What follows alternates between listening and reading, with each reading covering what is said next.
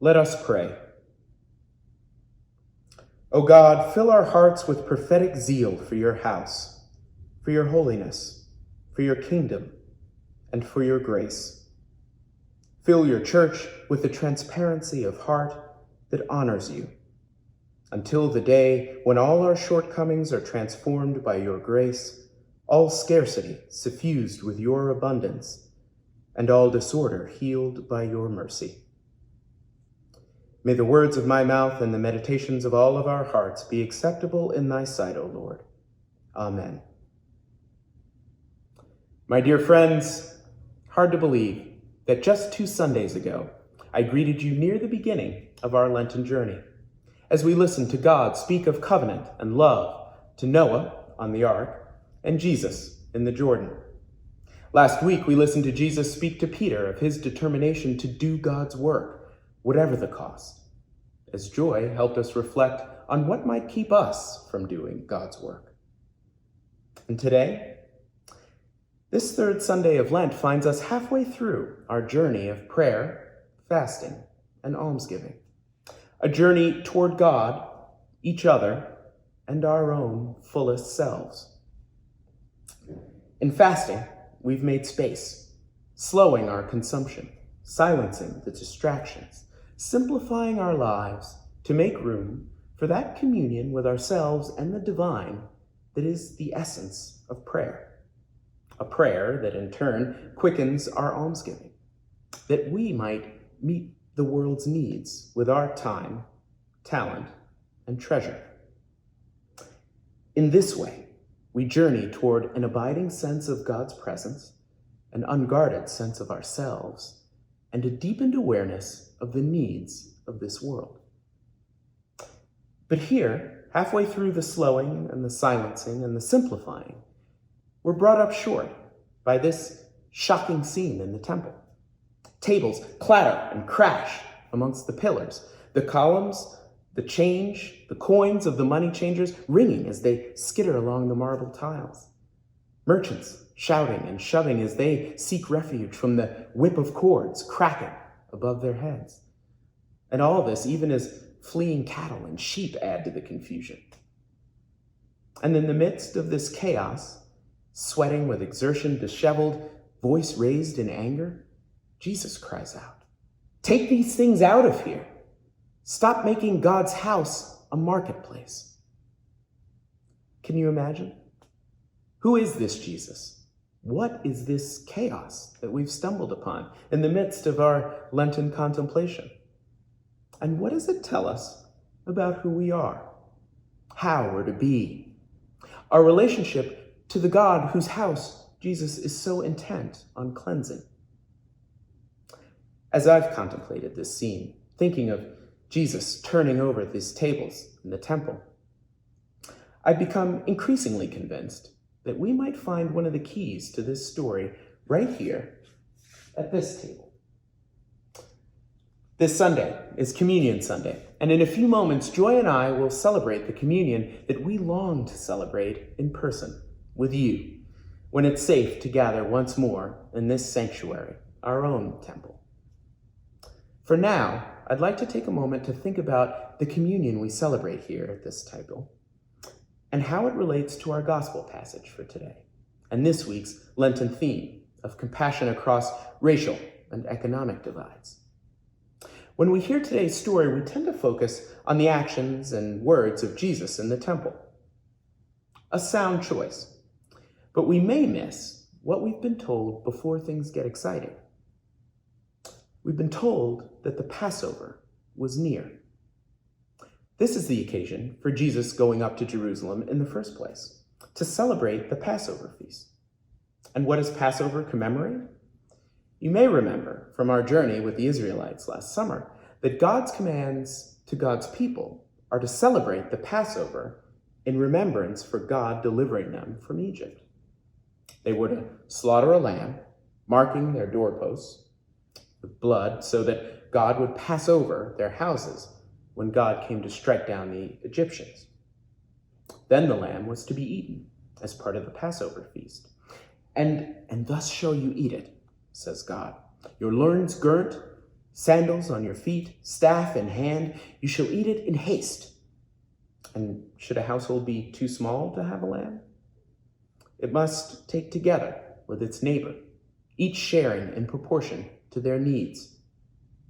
And this day, this feast, this sacrifice, says God, shall be a remembrance for you. And you shall celebrate it down through your generations as an everlasting statute. This is the Passover that Jesus comes to Jerusalem to celebrate. A meal marked by sacrifice, sharing, and solemn remembrance. A meal celebrated by a people gathered by God for deliverance from their suffering. A meal eaten in haste by a pilgrim people, travelers on the way, in company with each other, in company with a God who travels with them, who guides them, abides with them. And what does Jesus find in the temple? How does he find the Passover observed by this generation so far removed from their forebears in the book of Exodus? The sacrifice once made in houses is now made in a grand temple, 46 years in the making, we're told. The travelers who once walked with God now come to see God in an elaborate house. Their entry mediated by the sellers and the money changers. For the rich, cattle and sheep. The poor, they'll have to make do with doves. And everyone must see the money changers to obtain the right currency for the temple tax. It's a system ripe for corruption, for the fleecing of those who already have so little. On the eve of a festival meant to celebrate deliverance from bondage to freedom, Jesus arrives in the temple to see oppression visited on the poor and the marginalized. On the eve of a festival dedicated to remembrance, Jesus arrives to find a people purporting to serve God, but who seem to have forgotten God's commandments. Love me, love your neighbor as yourself. Last year, I rang our Revere bell on a day dedicated to mourning racial injustice in this country and calling people to action. On that day, after ringing that bell for 10 minutes, I spoke to you, tired and sweaty and frustrated, of how love and anger are not antithetical. This is the truth Jesus models for us. He will drive the money changers from the temple, but later he will celebrate the Passover with his disciples, calling them back, calling us back to remembrance. He'll gather round him one who would betray him, one who would deny him 3 times, one who wouldn't believe in him until he put his finger in his open wound, and all of them who would abandon him in his hour of greatest need. He will gather them all round the table, and he will say to them, "Do this in remembrance of me." And this is the feast, the meal, the duty we observe today. At this table, where all are welcomed, saint or sinner, seeker or skeptic, Christian or non-Christian. At this table, where we feast upon abundance and offer a sacrifice of praise. At this table where we remember that we are a people whom God has gathered, to remember the deliverance of our forebears and to work for the deliverance of those who yet suffer under the yoke of oppression. This is the work we are called to, the building of the beloved community. In these days of Lenten journey, we remember the words of Isaiah with which we started. You can find them in the book we sent you for Lent. Is not this the fast that I choose? To loose the bonds of injustice, to undo the thongs of the yoke, to let the oppressed go free, to break every yoke? Is it not to share your bread with the hungry and to bring the homeless poor into your house? When you see the naked, to cover them and not to hide from your own kin? Then your light shall break forth like the dawn, and your healing shall spring up quickly. Your vindicator shall go before you, and the glory of the Lord shall be your rear guard. Then you shall call, and God will answer. You shall cry for help, And God will say, "Here I am." Then you shall be called repairers of the breach. How do we do this work? Today, our members have made sandwiches, as we do each month for Common Cathedral, a community of our unhoused sisters and brothers in faith. We partner with the Louis D. Brown Peace Institute, working with them each Mother's Day to bring awareness to the scourge of violence visited upon the Black community we walk. We work to ease the burden of those in mourning, helping the formerly incarcerated re-enter society.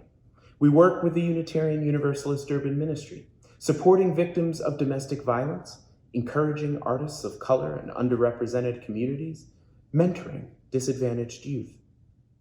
This is the work that we're called to, that we're committed to, and there is ever more of it to do.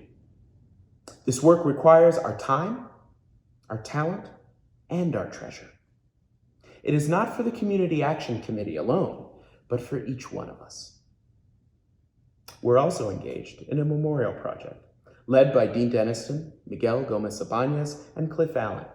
In the coming weeks leading up to May, we'll discuss the proposals of the Memorial Committee to build both a physical memorial to those enslaved persons connected to King's Chapel's past, and a living memorial designed to fund projects and initiatives that do the work of reparation, to atone, to restore, to reconcile, to repair the breach. Our brothers and sisters in the Episcopal Diocese of Maryland point the way with their brave, bracing discussion of reparations. That an act of reparation is not just about monetary compensation, but about an attempt to make whole again. To remember that we are a people called to uphold and respect the dignity of all God's people. To remember that we are called to be repairers of the breach, any breach that separates and divides us from the love of God. My dear friends, there's a hymn that's been echoing in my head for the past few weeks. It goes, "In these days of Lenten journey, we have seen and we have heard the call to sow justice in the lives of those we serve."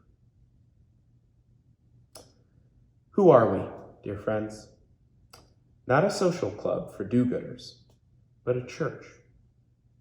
A people formed in God's image and called to do God's work. A people called to worship here in our sanctuary. Called to gather around this table. Called to then leave this place and go out into the world and be as Christ to one another. To the poor, the marginalized, the suffering, the outcast. We come here not merely to feast at table, but rather by the hearing of the good news and the offering of praise to blow on that spark, that ember of the divine within each one of us, to kindle that spark into a fire that is light and warmth for those most in need of it. This work isn't easy. Discipleship isn't easy. Just ask Peter, Thomas, and the rest of the crew who struggled to understand what Jesus wanted from them. Nevertheless, this is the work of God's love, and it's work that we're made for. So let us be emboldened to do that work by the sustenance we find here at this table. Let us take courage in the knowledge that we do not do this work by ourselves as individuals, but rather as a people who walk the way together, sustained by God's own grace, buoyed by the example and the spirit of a Jesus who calls us again and again to remembrance, compassion, and love. May it be so.